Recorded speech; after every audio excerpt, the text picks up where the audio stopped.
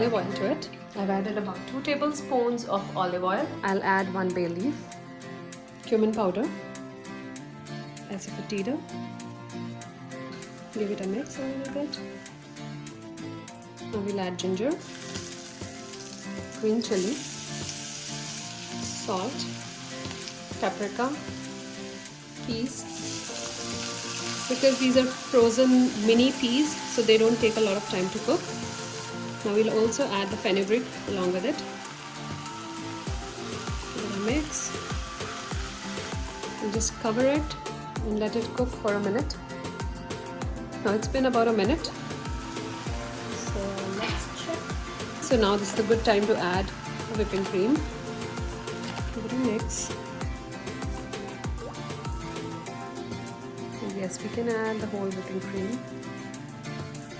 Also to this, I'm adding 1/4 cup of water. Stir.